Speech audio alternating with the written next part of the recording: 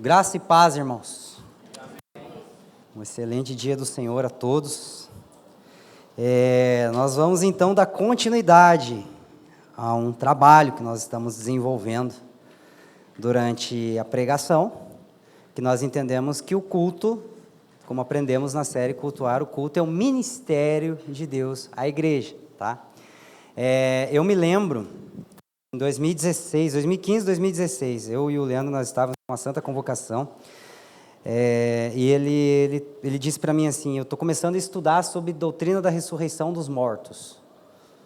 E eu falei, legal, mas o que isso tem a ver, né? Pensei comigo, né? Aí ele apresentou esse livro que ele indicou na semana passada, do bispo N.T. Wright, e mostrou algumas citações, e eu li aquelas citações junto com ele, e falei, cara, a gente precisa interiorizar isso e comunicar isso para a igreja. E eu lembro que uma coisa que ele falou que me marcou bastante, ele falou, a gente precisa construir um caminho para chegar até lá, que eu acho que a gente como comunidade ainda não está pronto para isso. E 8 anos depois, a gente está começando a trabalhar algumas coisas relacionadas a isso. Então sim, tem um processo, e ao mesmo tempo, essa série que nós estamos desenvolvendo, cujo tema é Nova Era, eu acredito que ela vai, de alguma forma, promover, darmos um passo, não apenas numa mudança estrutural, mas ela vai promover, darmos um passo em relação à nossa vocação como igreja. O nome do livro que foi indicado na semana passada é Surpreendido pela Esperança, mas quando você começa a ler o material e desenvolver uma pregação à luz das Escrituras com base num material como esse, você vê que você pode dar até um segundo nome para o livro, porque é Encurralado pela Esperança. Porque a mesma esperança que nos surpreende é a esperança que vai nos encurralar. E ao decorrer dessa série, que nós já estamos no 3º sermão, no 3º capítulo, nós vamos ver isso. Então, quem estava aqui no 1º capítulo, quando nós falamos sobre o reino de Deus? E depois foi falado sobre o poder da ressurreição, certo? Foi trazido, então, vários conceitos, vários fundamentos, e eu gostaria de relembrar pelo menos alguns, porque eles vão servir de pressupostos iniciais para nós trabalharmos esse capítulo e esse sermão. Então, enquanto o sermão isolado, ele vai levar o título de O Significado da Ressurreição Corpórea de Jesus. Então, através desse sermão isolado, você vai ouvir o Evangelho também. Mas ele é parte de um todo, de uma série de 7 semanas, onde nós estamos indo para a 3ª semana, então. Então, temos que lembrar de alguns pressupostos que foram estabelecidos para que a gente possa construir com base nesses fundamentos. Então, vamos lá. O primeiro deles é que o reino de Deus se manifesta em pelo menos 3 perspectivas. Quem lembra? Eterna, presente e vindoura. Esse é o primeiro pressuposto. O segundo pressuposto é que a ressurreição consiste em vida após a vida, glória a Deus, ou seja, é o retorno à vida corpórea após a morte física. O terceiro pressuposto é que o reino de Deus em seu estado presente é inaugurado por meio da ressurreição de Jesus.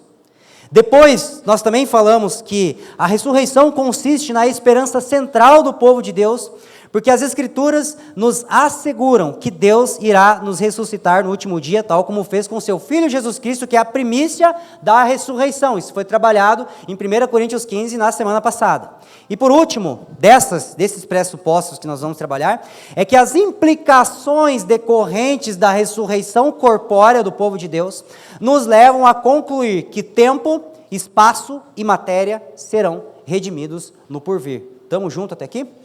Então, isso deveria provocar em nós pelo menos 2 questionamentos. O primeiro deles é, qual a relevância da doutrina da ressurreição para a vida e para a missão da igreja? Alguém nessas 2 semanas se fez essa pergunta? Não precisa responder, mas pense nisso.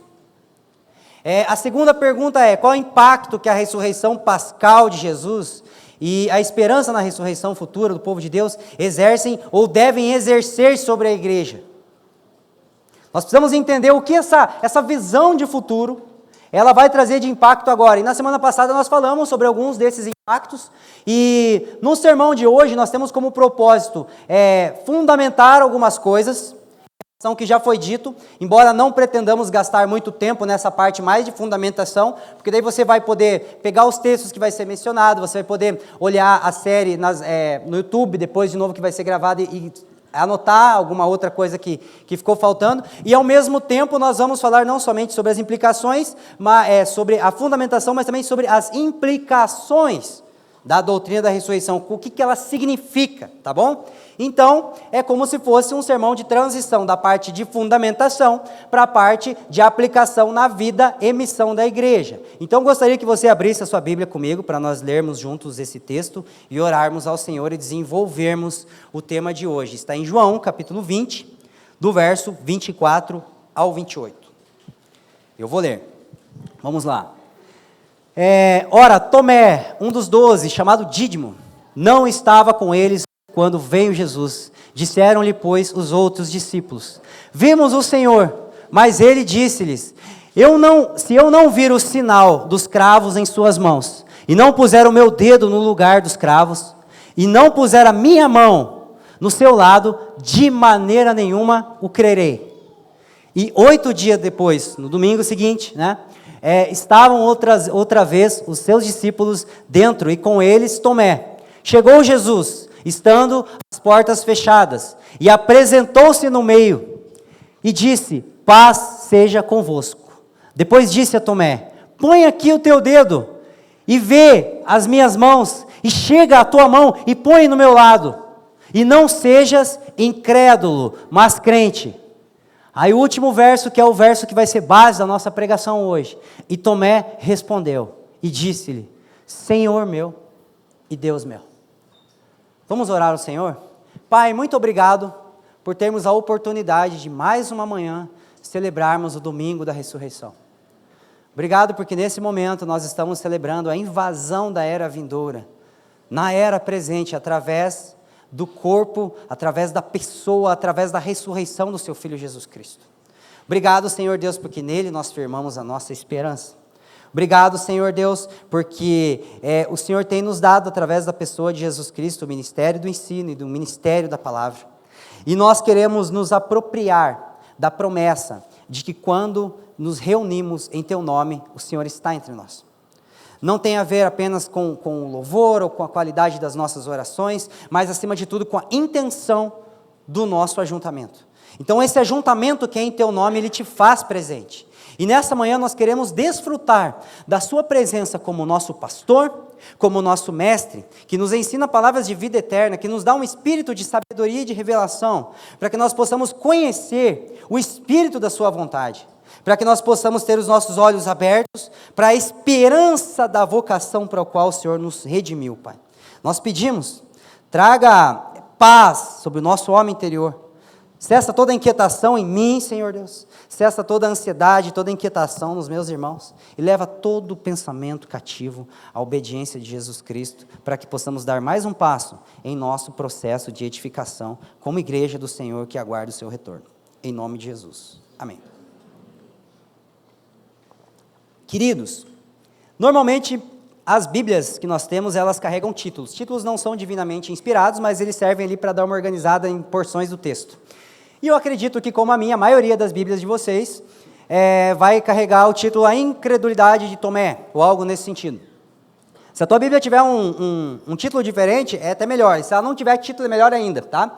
Porque, na verdade, assim, muitas vezes o título ele vai encaixotar a nossa interpretação, e às vezes a gente vai achar que esse texto está falando de Tomé, mas Tomé ele não é o protagonista da cena, o protagonista é Jesus.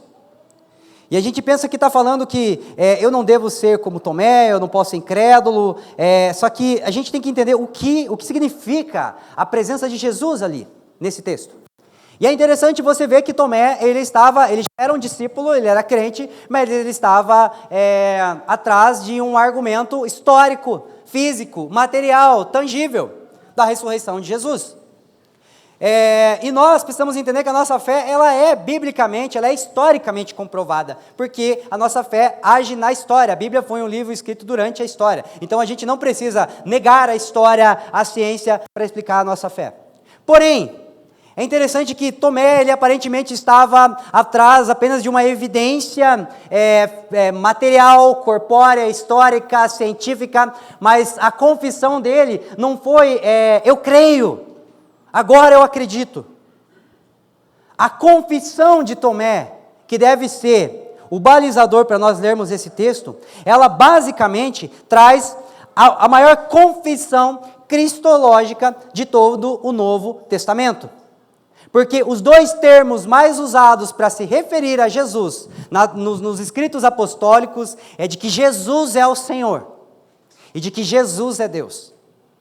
Então, se Jesus é o Senhor, César não era. Por isso, eles se tornaram uma ameaça para todo o império. E essa confissão levou Paulo perante as maiores autoridades do mundo naquele tempo. Ao mesmo tempo, a afirmação de que Jesus é Deus, como nós aprendemos há 3 semanas atrás na nossa escola de terça-feira, foi a razão pela qual os judeus perseguiram Jesus e, consequentemente, o seu povo. Porque a pregação de Pedro em Atos capítulo 3, Pedro está dizendo, vocês mataram Deus, o autor da vida. Então, quando Jesus ele se declara, ou ele não nega que ele é Deus perante o Sinédrio, o sumo sacerdote diz, a gente não precisa de prova nenhuma mais. Então, o fato de que Jesus é Deus levou os judeus a perseguirem Jesus e o seu povo. E o fato de que Jesus é o Senhor levou os gentios a perseguirem Jesus e o seu povo. E a gente acha que Jesus vem apenas apresentar uma prova científica para Tomé. Quando, na verdade, aquela confissão fez com que todos aqueles apóstolos, com exceção do apóstolo João, se tornassem mártires. Então, pergunta, será que a ressurreição corpórea de Jesus comprometeu a vida dos primeiros cristãos? Sim ou não? Então, nós precisamos entender que as aparições de Jesus Cristo, elas serviram sim como um elemento para trazer provas incontestáveis da ressurreição, porque Atos capítulo 1, o próprio Lucas diz isso, ele deu provas incontestáveis, infalíveis. A gente acabou de ver que ele atravessou uma porta e do nada aparece no meio. Mas a gente acabou de ver que ele Tomé, toca aqui. Ele comia o peixe não atravessava ele. Só que ao mesmo tempo nós precisamos olhar e atentar para o fato de que Jesus ele não está focado em fazer um grande milagre depois de ressurreto. Porque imagina, cara, se ele decide, cara, vou multiplicar pão para 20 mil agora. Se eu antes de morrer já queria me fazer rei, e agora que eu terminei minha obra eu posso ser rei, então vamos fazer o seguinte, vamos matar a fome de todo mundo aqui. Eles vão ver que aqueles que eles mataram agora está fazendo um grande sinal e maravilha, está tudo certo. Ele não fez. Por que Jesus apareceu somente para os seus discípulos? Eu, no caso de Jesus, teria feito diferente. Eu tinha marcado uma reunião com o Sinédrio, cara. Eu ia chegar para o Anás e para o Caifás, eu ia falar, então, lembra da conversa que a gente teve na sexta? Eu trouxe o irmão Miguel aqui para ficar testemunha. Então, Pilatos. Então, Herodes. Ele não fez. Então, o que ele fez? Ele pega um pescador desacreditado e reacende no coração dele um senso de vocação. Pedro, vamos pescar gente. Tu me amas, apacenta meu povo.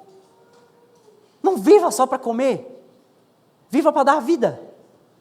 Ele pega 2 discípulos que estão indo para o caminho de Emaús e faz com que eles voltem para Jerusalém. Ele permite que uma mulher que até então era conhecida como ex-prostituta passe a ser conhecida como primeira pregadora do Evangelho. Então Jesus, ele não está interessado em dar sinais incontestáveis da sua ressurreição. Isso é secundário. O propósito inicial dele é reafirmar a vocação no coração dos seus discípulos. Então ressurreição e vocação são coisas que andam juntos, irmãos. Para guardar esse entendimento, anote isso. Jesus está mais interessado em formar nos seus discípulos uma cosmovisão fundamentada na ressurreição, do que assegurar que todos iriam crer que ele de fato ressuscitou. Ele não estava ali para provar, olha, aqui eu estou vivo. Não, ele estava formando nos seus discípulos uma cosmovisão à luz do que havia acontecido. Então, para ele, o significado era mais importante que o fato. E nós olhamos para o fato da ressurreição e não atentamos para o seu significado. Por isso que a gente só celebra a Páscoa uma vez por ano. E do jeito errado ainda, porque a gente só celebra no domingo. uma estação que começa no domingo de Ramos e termina em Pentecostes. Quem está entendendo? A ressurreição não é apenas um fato, ela é um fato repleto de significado que fundamenta a vida da igreja. Avancemos. 1 Coríntios, capítulo 15, verso 19, nós lemos isso na semana passada, por isso eu vou passar bem rápido por cima disso, diz assim: se a nossa esperança em Cristo se resume somente a essa vida, nós somos os mais miseráveis dentre os homens. Estamos juntos? Gente, não é a nossa esperança na macumba, não é a nossa esperança num time de futebol, não é a nossa esperança no marxismo, ou no Lula, ou no Bolsonaro, é a nossa esperança no quê? Em Cristo. Então, se o Evangelho só tem a dizer algo sobre essa vida, ele é uma má notícia.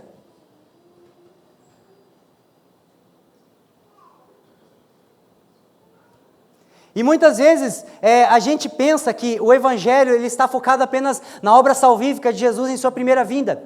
Mas na verdade o Evangelho ele é mais uma mensagem que abrange uma metanarrativa que tem como ponto crucial a primeira e a segunda vinda de Jesus. Por isso que ele é completamente escatológico. O que é escatologia, Bartô? É o estudo das coisas do fim. E às vezes alguns irmãos ainda perguntam entre nós, quando é que vocês vão pregar sobre escatologia? A gente está pregando há tanto tempo, Lê.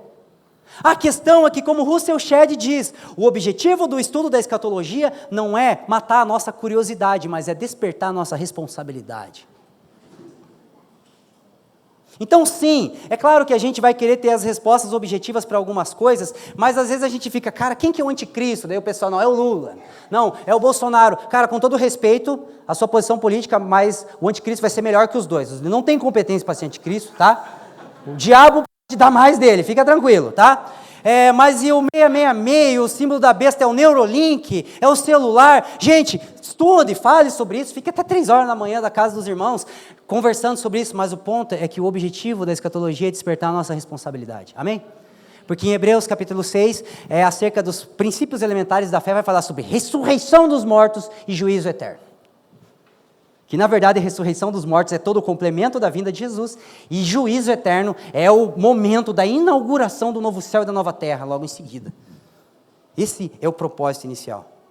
Por isso que, se o que o Evangelho tem a dizer, ele o diz apenas sobre essa vida, ele não é uma boa nova. Portanto, o Evangelho se firma no que a Bíblia diz sobre a eternidade, para ter o que dizer para o presente. Então, sabe por que o Evangelho dá uma resposta para a sociedade que o marxismo não consegue? Porque ele tem um parâmetro excelente que é a eternidade. Sabe por que o Evangelho não precisa politizar causas ecológicas? Porque agora, se eu falar sobre pensar na Amazônia, parece que eu estou sendo progressista. Porque o Evangelho está olhando para a eternidade. Sabe por que eu posso pensar nos pobres sem ser de esquerda? Sabe por que eu posso pensar em retidão, sem necessariamente me adequar à direita, ou qualquer outra ideologia política, social, sexual, ou qualquer coisa nesse sentido? Porque o Evangelho tem algo a dizer sobre cada mazela, situação e desafio da vida humana após queda, porque ele contempla a eternidade. Porque se ele não contemplasse a eternidade, ele seria só mais uma filosofia fadada ao fracasso. Então, porque a nossa fé ela tem a eternidade como parâmetro, que ela consegue ser eficaz no presente. Estamos juntos até aqui? Vamos avançar. A grande questão é que nós podemos, e dando um certo spoiler já para a semana que vem, a gente não consegue não dar spoiler, mas, por exemplo, nós podemos ser como os discípulos no caminho de Emaús. Que, gente, eles estão dizendo assim, olha, Jesus ele veio, ele falou que ele ia morrer, ele falou, e ele morreu. Ele falou que ele ia ressuscitar, e estão dizendo que ele ressuscitou. Cara, eles estavam tristes, mas tudo que Jesus tinha dito, ele tinha cumprido.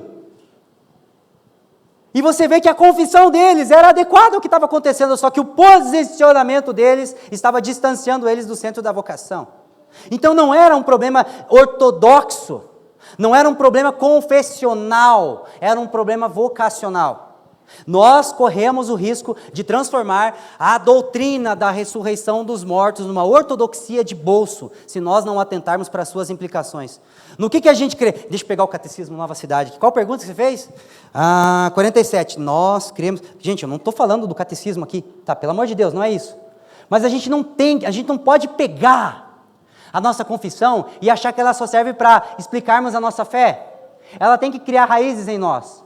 Uma das últimas citações do credo apostólico: creio na ressurreição da carne, na vida eterna, amém. Se nós não entendermos as implicações disso, nós vamos transformar a nossa ortodoxia numa reza, e não numa doxologia que amolda uma ortopraxia, não numa adoração que nos compromete a viver de acordo com aquilo que nós cantamos. Quem está entendendo? A grande chave que Jesus vai mencionar, tanto em João capítulo 20, quanto em Lucas capítulo 24, ele diz assim, João diz assim, porque eles não entendiam o que a Escritura dizia, que era necessário que ele padecesse. Aí em capítulo 24 de Lucas, ele diz assim: ó nécios, olha o que a Bíblia diz sobre mim. E eu queria ter um esboço daquele sermão, cara, porque Jesus, começando desde Moisés, e ele fez uma pregação expositiva, cujo capítulo era tipo a Bíblia, não era um capítulo, é a Bíblia toda. E ele começou a explicar desde Moisés que era necessário que ele morresse e que ele ressuscitasse no terceiro dia. Mas eu fico em crise, Lê, porque parece que a Bíblia não fala explicitamente sobre essa ressurreição no terceiro dia. A Bíblia fala muito pouco sobre a ressurreição. Então, como Jesus conseguiu ver que a palavra de Deus dizia sobre a sua ressurreição, quando na verdade isso é um termo um pouco implícito na Bíblia que Jesus lia, que não era o Novo Testamento. Jesus não tinha Romanos, mas ele tinha Deuteronômio. Ele não tinha Hebreus, mas ele tinha Levítico. Então, a grande chave, não para nós replicarmos confissões de sermão, mas para que nós possamos entender, é olhar a Escritura como um todo, tá? E vamos passar um pouco breve sobre isso, mas não podemos deixar de mencionar o lugar da ressurreição no plano de redenção, para que nós entendamos que ela não se trata apenas de uma confissão de fé no Novo Testamento. Veja bem, irmão, a doutrina da ressurreição dos mortos, ela é parte essencial daquilo que podemos chamar de teologia da nova criação. Repita comigo: teologia da nova criação. Em certo sentido, a gente tem pelo menos duas dificuldades com a teologia da nova criação, por isso que ela é pouco pensada e estudada.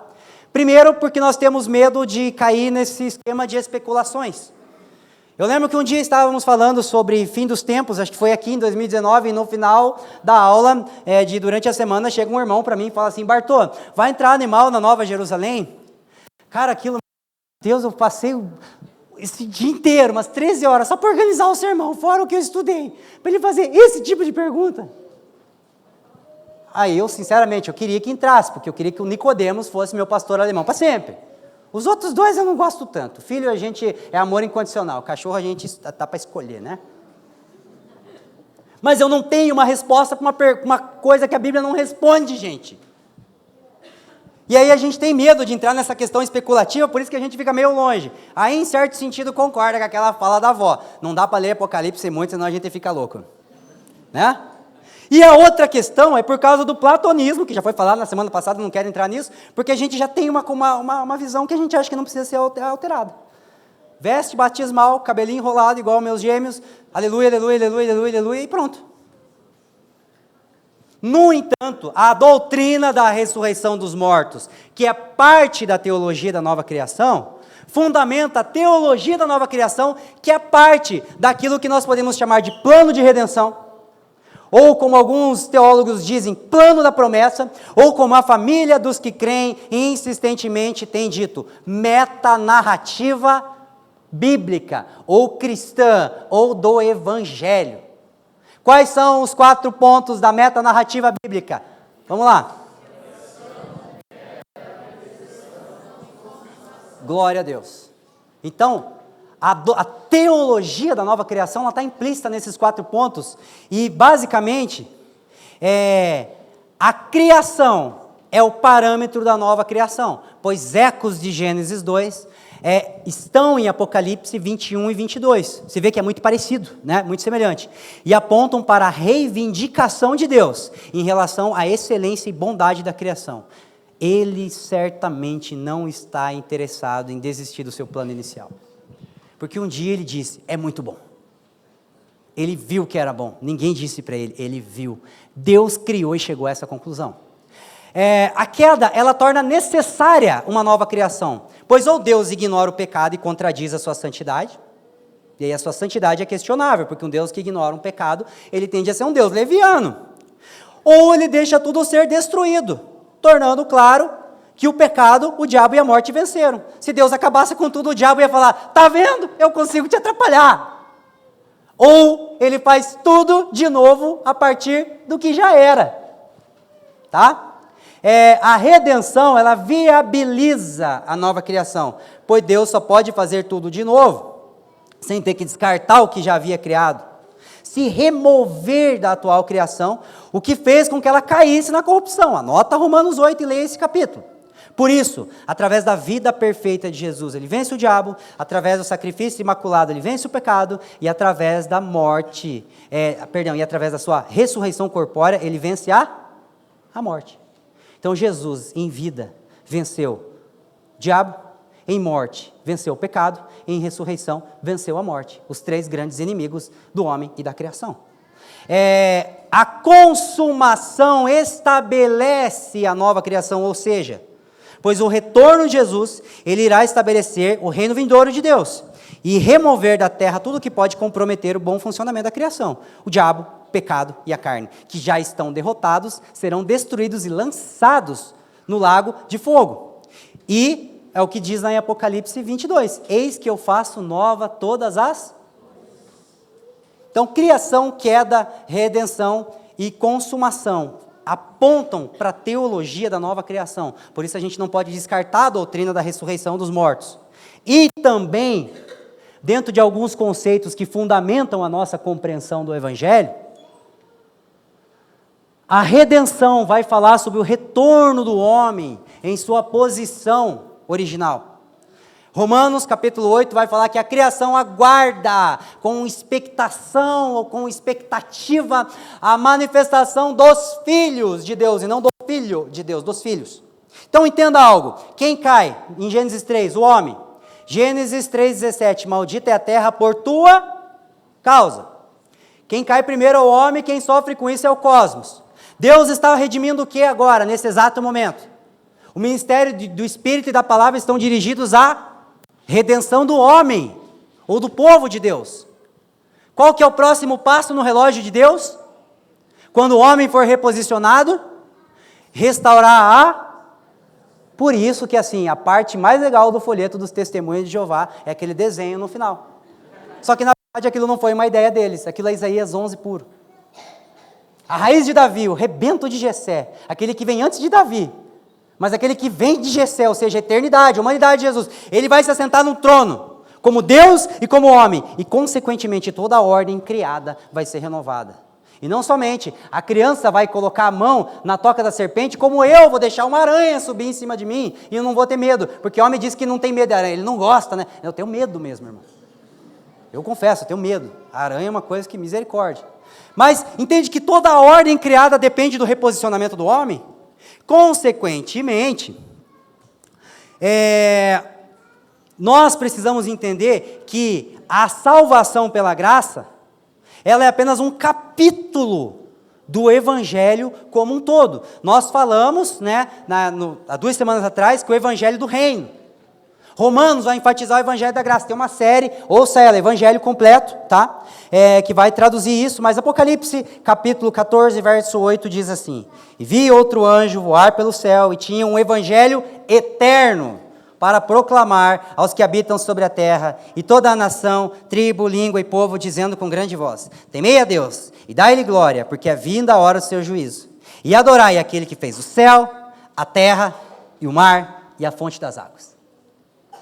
Então, o Evangelho eterno mostra o que Deus está salvando, enquanto o Evangelho da graça anuncia como Deus está salvando, e enquanto o Evangelho do reino anuncia o porquê Deus está salvando. E a gente ainda acha que o interesse central de Deus é a salvação somente da alma dos pecadores, de uma parte dos pecadores só.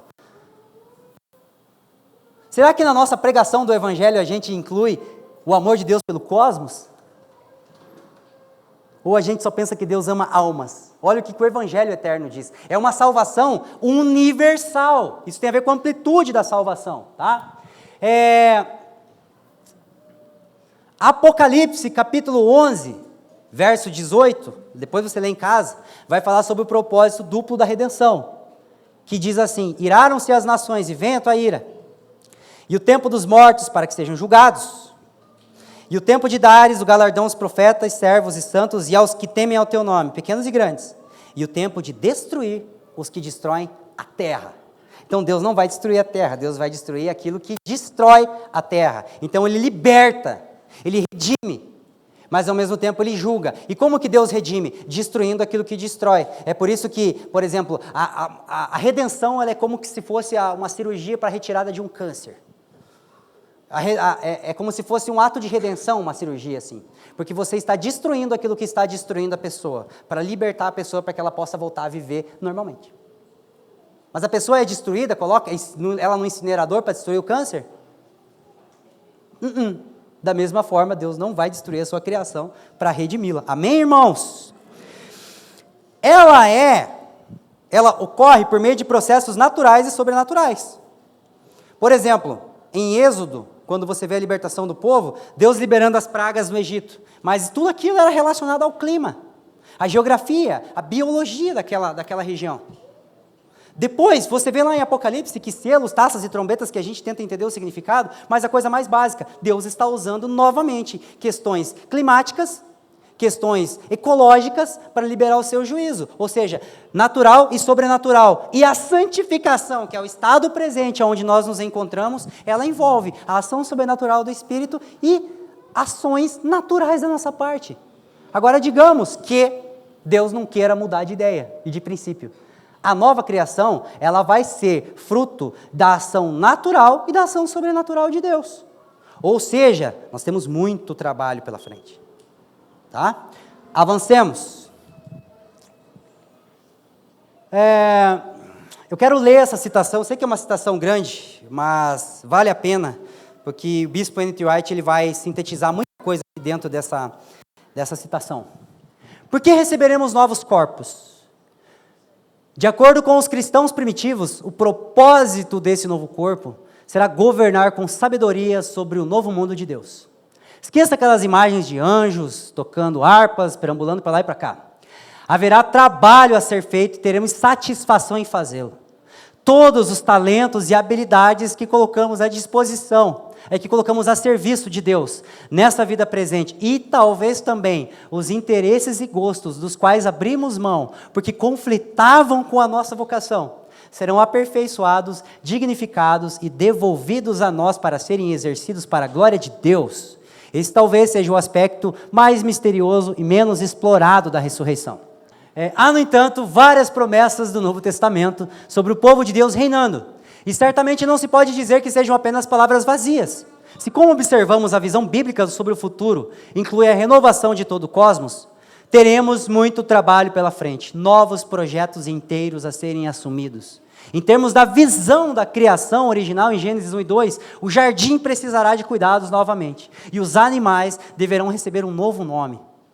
Essas são apenas imagens, mas como toda a linguagem voltada para o futuro, servem para sinalizar uma realidade mais abrangente, uma realidade a qual a maioria dos cristãos dá pouca ou nenhuma atenção.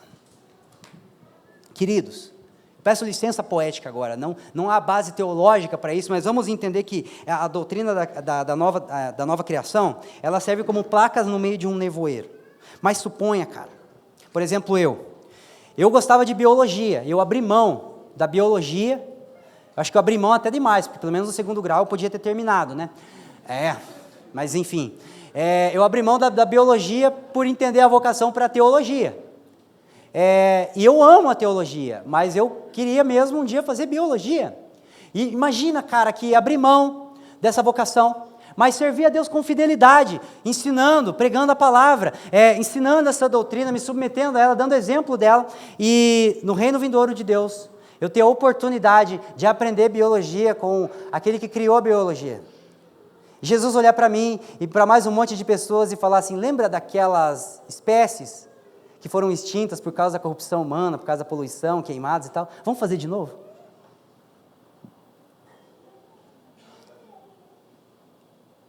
Imagina os advogados que hoje, cara, estão se empenhando por causas justas. Jesus chamar essas pessoas para um encontro e, de repente, elas terem a oportunidade de organizar a ordem e justiça numa cidade, cara. Imagine os médicos tendo a oportunidade de pegar as folhas da árvore da vida para fazer uma medicina que é cura para as nações, cara. Cara, é uma licença poética, mas com todo respeito, se isso não arde no teu coração, eu oro para que Deus te dê um novo coração. Porque aquilo que nós fazemos nessa vida tem valor justamente porque nós iremos morrer.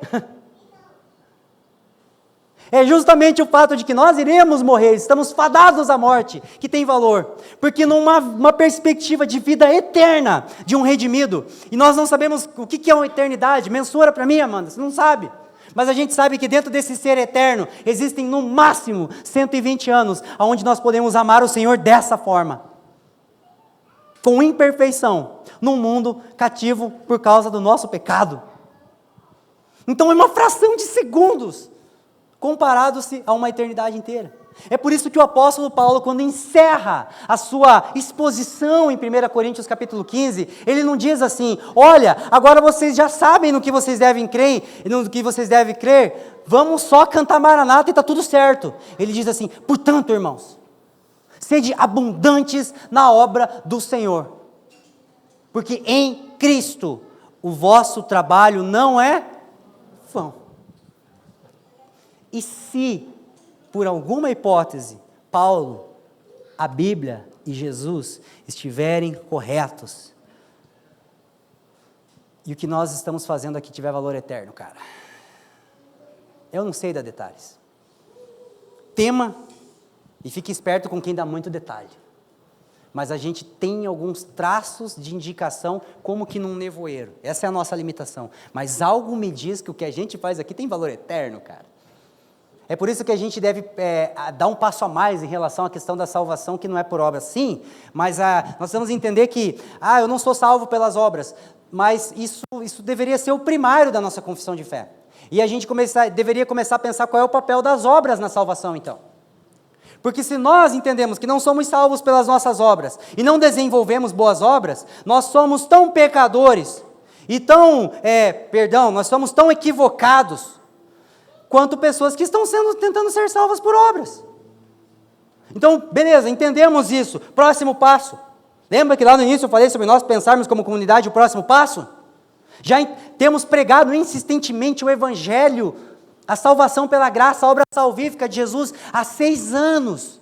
E voltaremos a uma exposição do livro de Romanos com esse foco, para que possamos anivelar algumas coisas em relação a tantos novos irmãos que estão entre nós. Mas depois de entendermos que não somos salvos pelas obras, precisamos nos debruçar nas Escrituras e entender qual é, então, o papel das obras. Aleluia, irmão? Vamos avançar.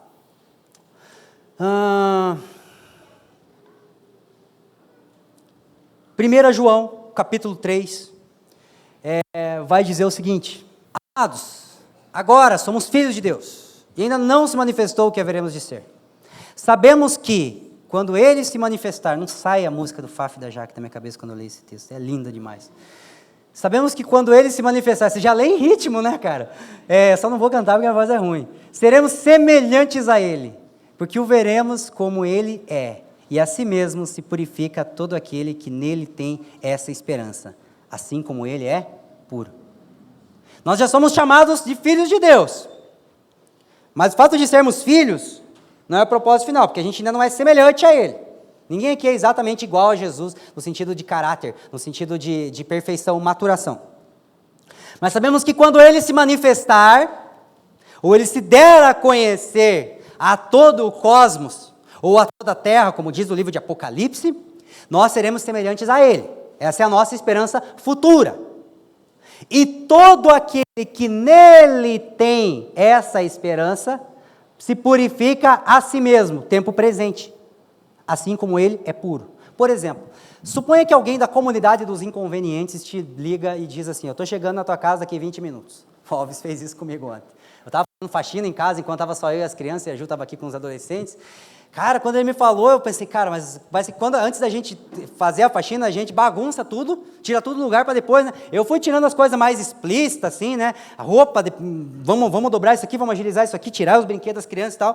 Não deu para terminar tudo, porque na verdade ele chegou e ainda me ajudou a varrer a casa. Tá. Mas ele falou de algo que ia acontecer no tempo futuro. O que eu comecei a fazer no tempo presente? Me organizar em torno de uma esperança. Então, o N.T. Wright ele resume isso de uma forma muito magistral, quando ele diz o seguinte: a esperança que temos acerca do futuro amolda a nossa vida no presente. Uau! Então é importante pensar em futuro não apenas como esperança expectativa, mas esperança referência. Esperança não é uma expectativa, esperança cristã é uma referência. Por exemplo, eu gosto de carro e eu gosto de Opala. Opala para mim não é carro, ele está um nível a mais, ele é o Pelé do automóvel, tá? Alguém me dá um Opala, mas em carcaça, assim, tipo projetinho, né, que falam, né? Projetinho. Projetinho nada, é um pão velho, né, mas a gente anda de projetinho, né? E fala assim, olha, você vai reformar esse carro, e depois de reformar, eu vou te dar um capacete, te dar um colete, um cinto de 4 pontos, tu vai acelerar ele, vai socar ele num poste, e dar PT nele. Tá. Aí depois, eu recebo um Opala, né, um outro exemplo, eu ganho um projetinho para me reformar, e a pessoa diz assim, olha, tudo vai vir de mim. Pega esse código, tá? Eu vou financiar essa obra. Todo recurso necessário vai vir de mim. Tudo é dele, por ele, para ele, né? E depois que você reformar, tu vai num posto de gasolina, tu vai encher o tanque. Quem tem Opala sabe que tanque cheio é ostentação, mais do que ter Opala, né? E ainda vou pagar uma hospedagem para você num lugar bem longe, assim, para você passear com ele e curtir uma BR ouvindo um rock legal. Em qual das duas situações eu iria me dedicar mais na reforma? A primeira ou a segunda? É por isso que a gente não cuida da terra, porque a gente acha que ela vai ser destruída. É por isso que a gente acha que cuidar do meio ambiente é uma questão de ecologia e não de responsabilidade cristã. E aí a gente deixa a esquerda pegar essa pauta para ela. Agora eu fico pensando num exemplo aqui para atacar a direita também, para não parecer que eu sou... Mas vocês entenderam, politiza no todo, né? A gente acha que cuidar do... glória a Deus, né? Mas a gente pensa assim, cuidar do pobre, do necessitado é uma responsabilidade do Estado. Quando, na verdade, os primeiros cristãos em Roma, eles chegaram para os órfãos e para a viúva e começaram a cumprir a vocação deles, de modo que o império não precisava cuidar de órfão e de viúva. Detalhe, era um império militar. Então imagina a quantidade de homem, soldado que morria na guerra. O que tinha de órfão e de viúva, você não consegue pensar, não é igual hoje. Era muita gente. A igreja falava, deixa com nós. Uau! Cuidado com a criação depende da nossa perspectiva de criação. Porque nosso conceito de vida, após a morte, define a forma como vivemos a vida antes da morte. Então não é para sair tipo, olha, eu tenho uma nova aqui. Ressurreição é vida após a morte. Amém? Mas o nosso conceito de vida após a morte precisa determinar a forma como a gente vive a vida antes de morrer. Então, como é a nossa vida antes da morte, define o que eu penso sobre vida após a morte. Não é a minha confissão. É a minha posição, o cumprimento da minha vocação. De sorte que esperança não é expectativa, esperança é... Acabei de falar. Referência. Então a esperança futura é uma referência, tal como a ressurreição de Jesus é uma referência para a nossa ressurreição. Estamos juntos? Vamos para as partes práticas então, tá? O culto começou 11h10, então para mim é 12h25 ali, embora seja 12h35 já. Mas a gente vai ter um final assim, sucinto, mas ao mesmo tempo não quero perder o conteúdo daquilo que a gente está trabalhando, que é a construção de um entendimento, amém, irmãos? Pega o código, reserva frango no sábado. Senão você vai chegar lá, vai ter uma pombinha assada pequenininha, que está ressecada já. Vai por mim. Nós precisamos pensar, irmãos, numa igreja remodelada para a missão. Atos capítulo 1, Jesus está dando provas incontestáveis da sua ressurreição, enquanto ele está anunciando e falando coisas concernentes ao reino de Deus. Aí os discípulos dizem assim, agora que o Senhor vai restaurar o reino a Israel? É claro que agora que a gente tem Atos, a gente olha, nossa, que pergunta, né? Irmão, tu fica com 40 dias, Jesus come o peixe, não fica para sobremesa, some. Daqui a pouco come de novo, daqui a pouco toca nele, abraça, ele fala. O coração fica incendiado, a hora que olha sumiu, falando coisas concernentes ao reino. Que cristão fervoroso, não ia pensar, é agora. Só que olha o que Jesus, a sua resposta, ele diz assim, não compete discernir tempos e épocas. Então ele não nega, ele só diz que não é agora.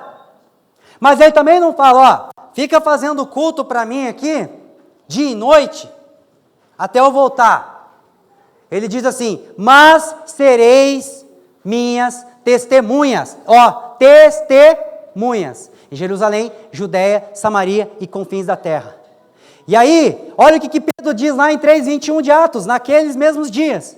É necessário que o céu o contenha até o tempo da restauração de todas as coisas. Mas em Atos 1 ele fez a pergunta sobre a restauração do reino de Israel. Será que nesse tempo a visão de Pedro expandiu? E ele viu que não era uma coisa apenas nacional, mas era uma obra cósmica? Porque é o Pedro sem o Espírito e é o Pedro com o Espírito Santo já, depois do Pentecostes. Então a visão dele ela se expandiu. Por isso que a gente precisa entender que a primeira questão que a ressurreição deve ressignificar nas nossas vidas, além da nossa visão de mundo, que é tudo, né?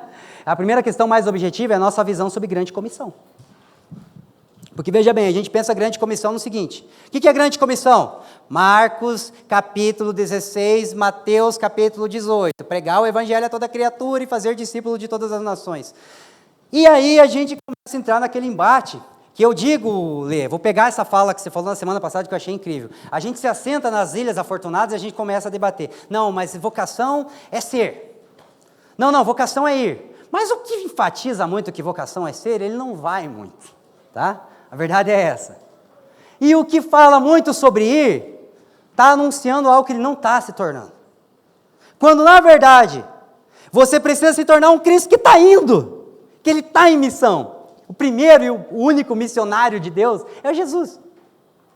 Só que, ao mesmo tempo, você precisa ir para anunciar um Deus que é tudo em todos.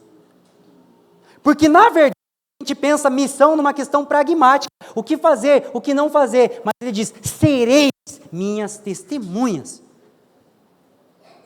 Então você é alguém que viu algo. Isso é dar testemunho. Então, antes de qualquer coisa, se nós pensarmos missão como um departamento da igreja, a missão, em certo sentido, ela não pode ser algo central. Porque uma igreja que tem uma compreensão limitada sobre grande comissão, e ela enfatiza a missão como algo central, ela tende a ser uma igreja ativista, tá? Porém, quero ler isso aqui para vocês. Se missão for fazer algo pautado numa necessidade, podemos dizer que ela não é algo primário à igreja. Agora, se missão for o termo usado para traduzir como a igreja vive o reino vindouro no mundo presente, logo podemos concluir que não existe igreja apostólica ou emissária sem o exercício da missão cristã no tempo presente. Então a missão é central à igreja, se ela for compreendida corretamente. Ser testemunha. Estamos juntos? Que era um apóstolo, um enviado, como foi falado nas semanas anteriores. Isso é um termo romano. Por exemplo, novamente, quem assistiu o filme 300? Lembra daquele homem que o Leônidas chuta para dentro daquele buraco, que a impressão que dá que aquele buraco é eterno e o cara parece estar caindo até hoje? É? O que aquele cara é de Xerxes? Ele é um apóstolo. Ele é um emissário que vem como uma testemunha dos persas, ou do rei dos persas, e ele, porventura, possui uma mensagem. Então, as duas coisas. É você ser testemunha e você possuir uma mensagem. Por isso que uma igreja, ela passa a ser missional na medida em que ela assume a sua identidade apostólica. As pessoas acham que a gente não crê em apóstolo, a gente crê demais em apóstolo. É que a gente não acredita no apóstolo, a gente acredita que todo mundo é apóstolo. Apóstolo, apóstolo, apóstolo, apóstolo, apóstolo, apóstolo, apóstolo, apóstolo, todo apóstolo. Todo mundo apóstolo. Estão ordenados agora, em nome de Jesus, amém? E na verdade a nossa ordenação aconteceu em Atos 2, ide, ou indo, ou sejam testemunhas. Nós cremos demais em apóstolos, você tem que ver. Só que a questão é que não é um apostolado pragmático, no sentido de resumir grande comissão em apenas pregar o evangelho. Porque até a grande comissão voltada somente para pregar o evangelho, ela é uma grande comissão interesseira, Lê. Eu vou com você se você se converter. Se você não se converter e não ouvir, eu não quero mais. Eu me aparto. Então até a evangelização, ela está focada apenas na salvação da alma da pessoa. Se aceitar Jesus, glória a Deus, agora eu jogo para dentro da igreja e eu vou atrás de outro. Já tem mais um feixe de trigo ali. Não é isso, gente. Amém? Avancemos. Então precisamos pensar na apostolicidade da igreja, tá? Precisamos pensar numa igreja que é enviada ao mundo, uma igreja que é testemunha integral de uma salvação universal. Então agora nós temos alguns pressupostos para nós trabalharmos, em relação ao que nós construímos hoje e nas semanas anteriores. A criação será renovada, portanto, precisamos trabalhar para manifestar bondade, beleza e justiça na criação, enquanto redefinimos a nossa relação com tempo, espaço e matéria. O que isso quer dizer, Bartô? O uso da graça comum. O que seria o uso da graça comum para ressignificar matéria, por exemplo? Veja bem, irmão, um celular, que é uma evolução tecnológica da humanidade, que pode servir para a sua perversão sexual, ele também pode servir na mão de um médico para realizar uma videocirurgia a milhares de quilômetros de distância, cara. Olha que coisa incrível. Então, o que é manifestar bondade? É potencializar a capacidade da criação de manifestar os atributos de Deus através da graça comum. Ressignifique o uso das coisas. Ressignifique o seu tempo. Para que cada vez mais, através da igreja, a criação seja potencializada na sua capacidade de tornar manifestos os atributos de Deus, a fim de que todos continuem sendo indesculpáveis. Estamos juntos? Próximo ponto. Justiça, né? Denunciar a injustiça, trabalhar pela justiça, sem a necessidade de politizar essas questões. Nós precisamos começar a abraçar problemas. Era isso que os cristãos primitivos faziam. William Wilberforce poderia deixar a questão da escravidão na mão dos governantes britânicos ou ingleses. E ele falou, isso aqui é um problema nosso. Colhemos o fruto disso até hoje. Mas nós precisamos reconhecer que a escravidão é sim uma questão estrutural. O racismo é sim uma questão estrutural. E a gente não precisa se filiar a nenhum partido para pensar em causas minoritárias, para pensar em acessibilidade, para pensar em cuidado com o pobre, com o órfão e com a viúva, para denunciar questões de injustiça e, na medida do possível, tentar repará-las. Amém, irmãos? A ressurreição reivindica a nossa humanidade. Portanto, veja bem, Jesus voltou para um corpo físico, e ele subiu em corpo físico, ele está lá em corpo físico, o que dá a entender que ele gosta de ser gente, cara. Então, o primeiro impacto na vida da igreja é aprender a ser humano, de novo, é reaprender a ser humano. Porque muitos de nós que estamos aqui na família, grande parte, que vem de experiências de outros contextos denominacionais, e às vezes até aqui mesmo, se a gente não cuidar, a gente pode se extrapolar e às vezes cair em ativismo religioso sem perceber. O bom é que tem pastores fiéis que, se estiver perto de você, vão puxar um pouquinho o freio de mão. Só que muitas vezes a gente acha que o papel da igreja é ensinar as pessoas a congregar e a servir. Quando na verdade o papel primordial da igreja é ensinar as pessoas a viver. Uma coisa, Lê, que ministrou muito meu coração essa semana foi ficar vendo os teus history, cara. 19 anos de casamento. E parecia que as fotos eram tudo meio parecidas, assim, né? Mas se a Fran gostou das fotos, tá tudo certo, né? O importante é isso, porque quem aprova é ela. Mas sabe o que tocou no meu coração ali? Que mesmo, olha que legal, podendo tirar um tempo de férias, de descanso, para celebrar 19 anos de casamento no meio de um turbilhão de coisa acontecendo na igreja. E a igreja não deixou de existir, olha que delícia, cara. Como é bom congregar numa igreja assim.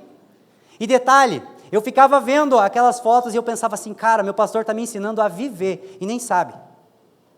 Porque a Bíblia diz, digno de honra seja o matrimônio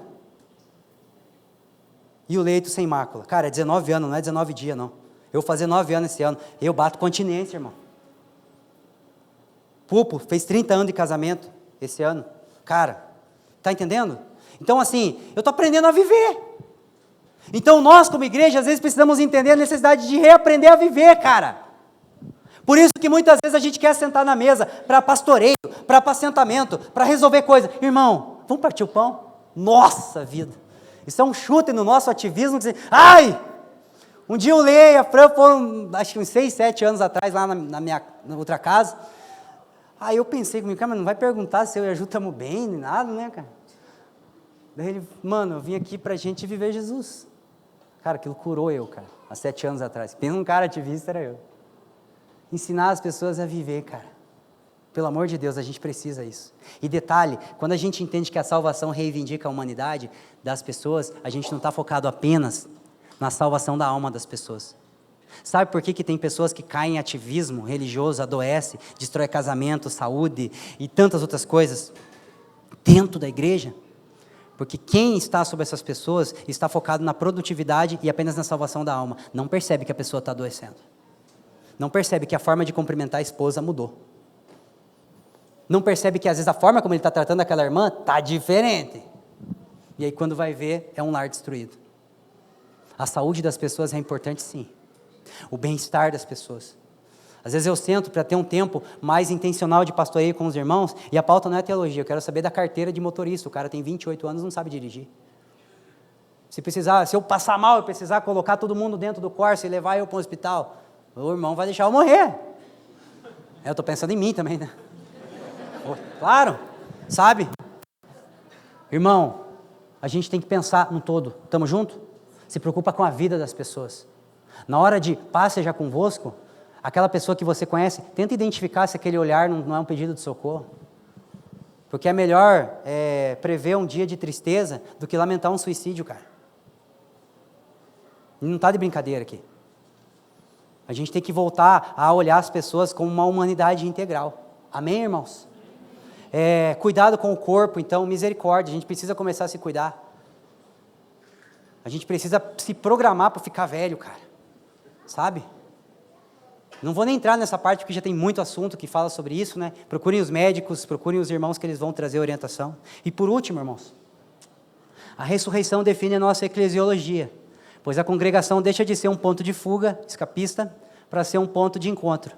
Portanto, precisamos trabalhar por uma perspectiva de espiritualidade integral, não apenas na ideia de um relacionamento com Deus pautado na devoção pessoal. Nós não vamos medir a saúde espiritual de uma pessoa pelo quanto ela ora, pelo quanto ela lê a Bíblia, pelo quanto ela chama Deus de Pai. Como é que está o casamento? Como é que está a tua saúde? Como é que está o teu trabalho? É o todo. Novamente, o todo. Tá? Se o espaço, tempo e matéria serão redimidos, embora não devamos idolatrar templos feitos por mãos humanas, precisamos trabalhar para que o espaço onde o povo de Deus se reúne seja belo, pedagógico, ou seja, que comunique a beleza da criação e nos ensine sobre o Evangelho. Então, assim, a gente está pensando num novo espaço. Luxo, como o Vieira falou, não é nosso foco, mas beleza e pedagogia, sim. Porque os nossos espaços são a tradução da nossa condição, da condição da nossa alma. A gente até brinca com os jovens, né, que estão começando a se relacionar. Fala assim, cara, quer saber a condição da alma do teu futuro? Peça para conhecer o quarto dele. Se tiver uma zona, irmão, é aquilo ali que você vai levar para dentro de casa, essa alma tribulada aqui. Porque o nosso quarto, a nossa casa reflete a condição da nossa alma. Um tempo atrás, eu queria dar uma melhorada na minha saúde, em 2020, 2021, cara, eu comecei a cuidar do meu jardim, cara, lá de casa, que pensa numa grama ruim de pegar. Ontem o Alves foi e falou, nossa, cara, a grama cresceu. Eu falei, pois é, eu estou cuidando da saúde, do todo. Sabe? Então, a gente tem que pensar sim, que as nossas arquiteturas, elas falam a nosso respeito. Porque a Bíblia fala sobre um homem e um jardim. A Bíblia fala sobre um homem e uma cidade no tempo do fim. Sim, temos que pensar nas nossas estruturas, sim. Sua casa e principalmente o encontro onde a igreja, o lugar onde a igreja se reúne. Porém, se espaço e matéria serão redimidos, o lugar de encontro deve estar a serviço da mobilização da igreja em direção ao mundo, de modo que ele não deve ser o ponto final nem do trabalho, nem da experiência cristã. Temos muita coisa a fazer na sociedade. Por isso, o espaço deve demandar trabalho para ser belo e pedagógico, mas não pode demandar todo o trabalho a ponto de se tornar o nosso lugar de escapismo.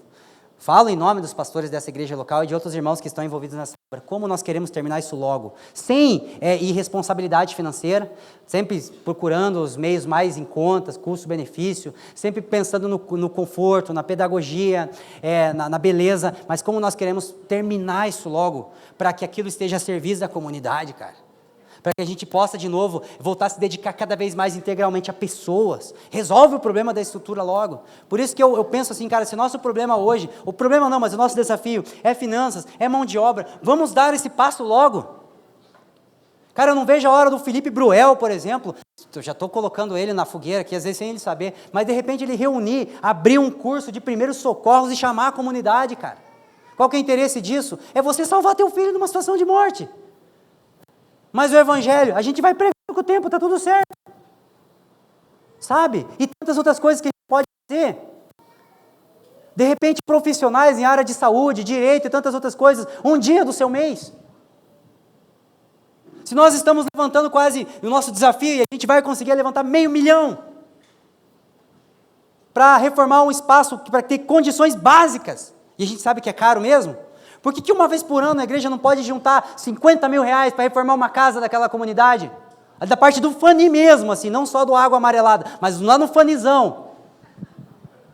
A gente consegue, e detalhe, estamos trabalhando sim no Instituto Ser Família, mas a gente não vai terceirizar a nossa responsabilidade apostólica para um instituto apenas.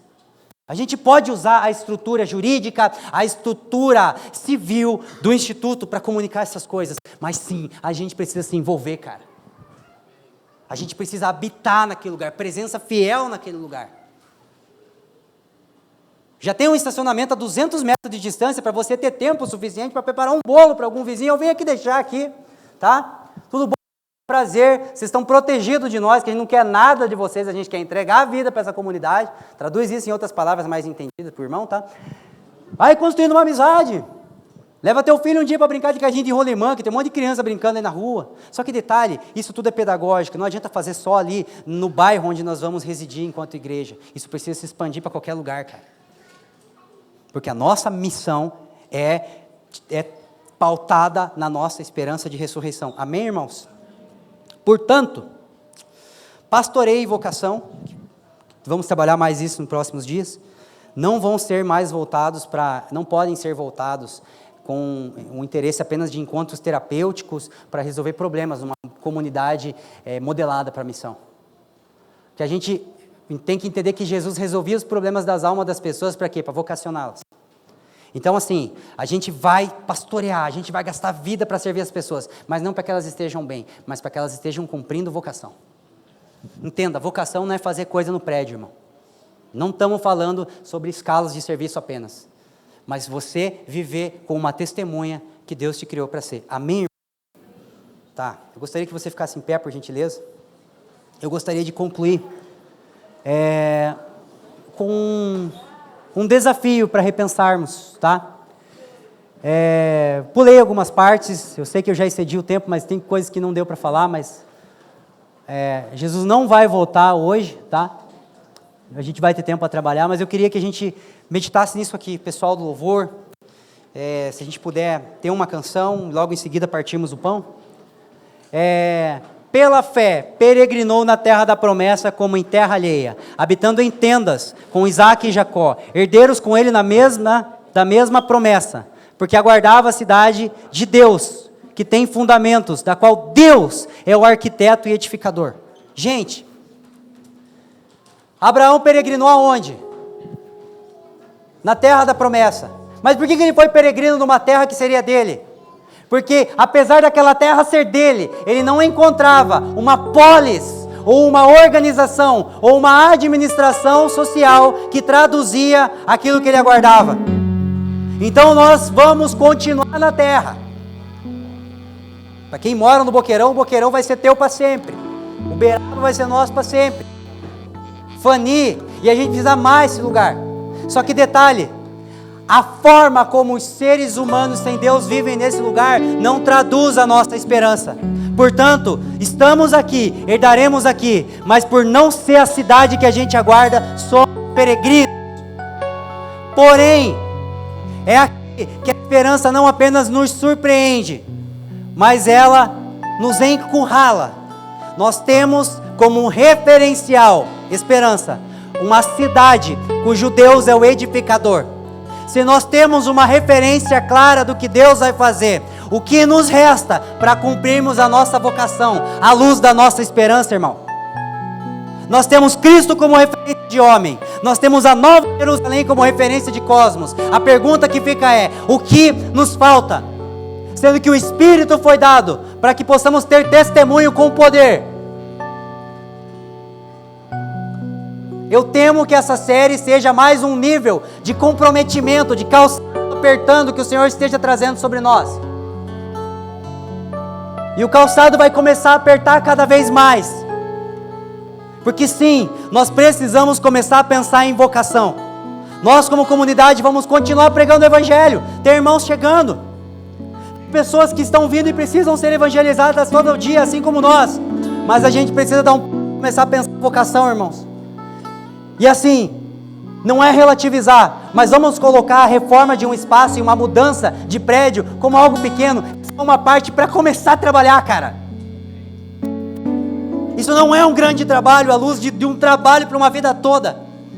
E a gente precisa começar a orar, a jejuar, a fomentar conversas e encontros de casa em casa, de mesas, de comunhão, sobre como nós podemos servir a nossa cidade. Porque assim como John Wesley disse, o mundo é minha paróquia. Ou seja, é a jurisdição que está sobre a minha responsabilidade, da qual Deus vai pedir conta para mim, antes de perguntar para o Lula como é que ele está governando o Brasil. Amém, irmãos?